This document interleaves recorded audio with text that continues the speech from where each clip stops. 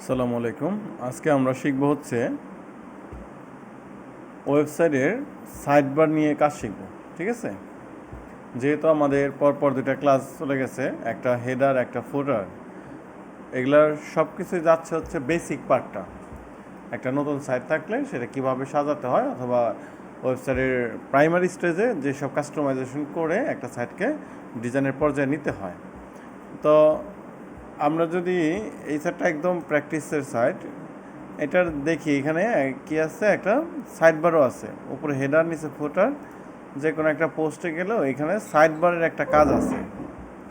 তো সাইড বারে যদি আমরা কিছু অ্যাড করতে চাই, বা এখানে কিভাবে কাজ করছে, এখানে কোথা থেকে আসে, এই বিষয়গুলো আমরা একটু খুঁটিনাটি দেখব।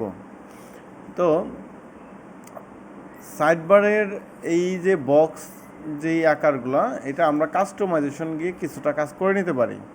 যেমন কাস্টমাইজে যদি আসি আমরা, অ্যাপিয়ারেন্সে কাস্টমাইজ, ঠিক আছে, অ্যাপিয়ারেন্সে কাস্টমাইজে আসার পর আমরা একটা সিঙ্গেল পেজে ক্লিক করি।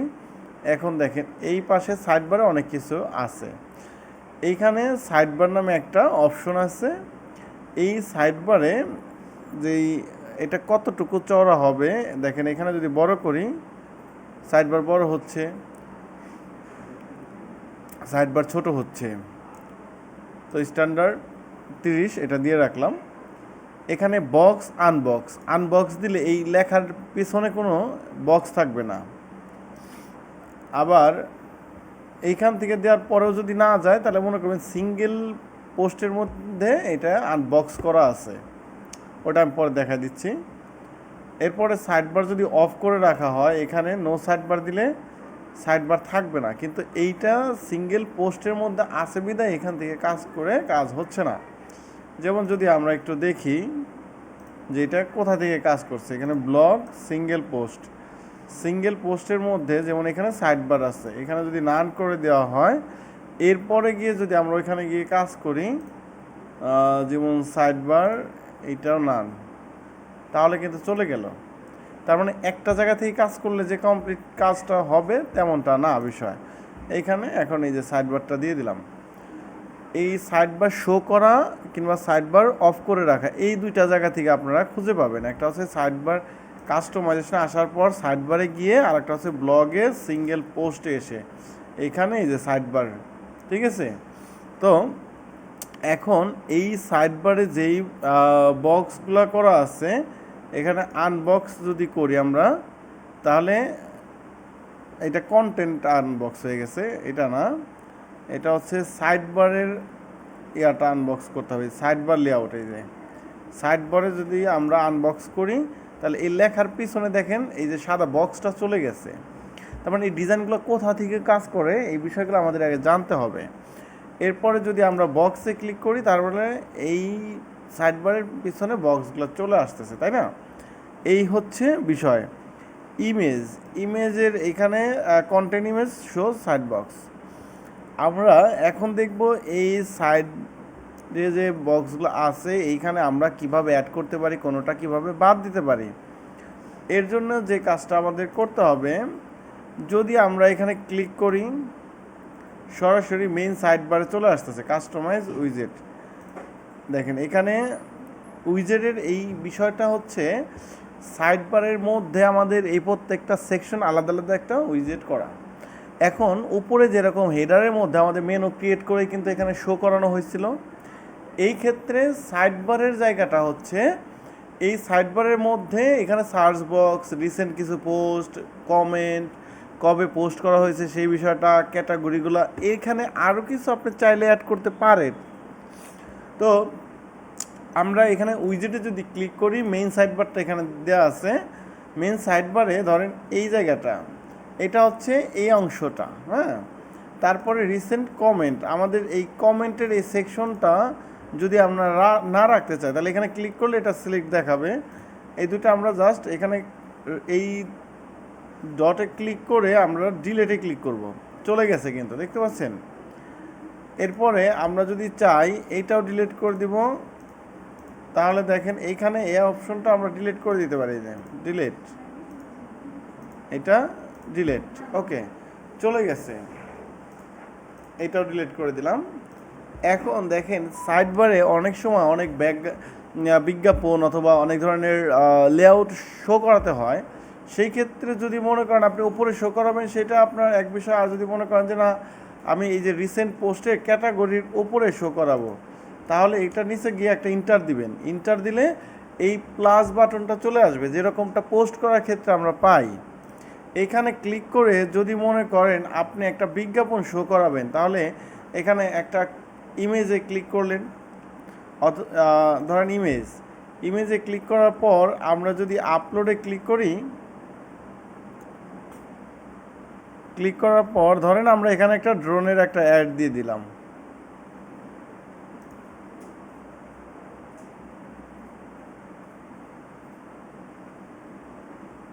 আচ্ছা, ধরেন এখানে আমরা কর্নিয়ারি একটা অ্যাড দিব, ঠিক আছে, ধরে নিলাম।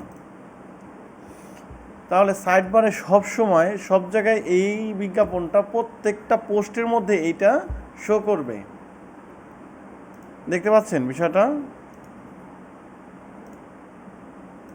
এখানে কিন্তু আমরা একটা ইন্টার দিয়ে লিখে দিতে পারতাম, বা এটা গ্রুপ হয়ে গেছে, এই রিসেন্ট পোস্টের মধ্যে কিন্তু এটা ঢুকে গেছে, তাই না? চাইলে একটা আলাদা করেও দেওয়া যেত। যেমন আমি যদি এটাকে কেটে দেই, দেওয়ার পরে ধরেন এইখান থেকে আমি একটা সেকশন নিয়ে এইখানে দিলাম, তারপরে মিডিয়া লাইব্রেরিতে ওটা আপলোড করা আছে, এটা শো করে দিচ্ছি। এখন দেখেন তো নিচে আলাদা করে বক্স হয়ে এটা চলে আসছে না? তো এইখানে এইটার মধ্যে যদি কোনো ধরনের লিঙ্ক দিয়ে দিতে চান, এইখানে ওই ওয়েবসাইটের লিঙ্কটা আপনি দিয়ে দিলেন, ঠিক আছে? আপনার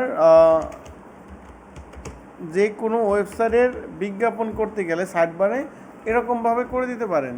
এখানে এখন যদি কেউ, আমরা এটা একটু পাবলিশ দিয়ে দেখি, ধরেন এটা পাবলিশ দিয়ে দিচ্ছি, এই ওয়েবসাইটে আমরা একটু প্রবেশ করে দেখাচ্ছি, ওয়েবসাইট অ্যাড্রেসটা নিয়ে যাচ্ছি। ওকে, এখন এই যে একটা ইমেজ দেওয়া হয়েছে, যদি কেউ ইমেজে ক্লিক করে তাহলে কিন্তু আমি যে ওয়েবসাইটের লিঙ্কটা দিয়ে দিব ওই ওয়েবসাইটে কিন্তু চলে আসবে, ঠিক আছে? আচ্ছা, এখানে আমাদের ইয়াটা দেওয়া হয় নাই।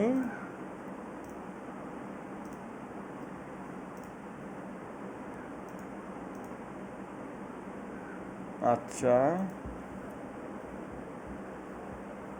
Image link,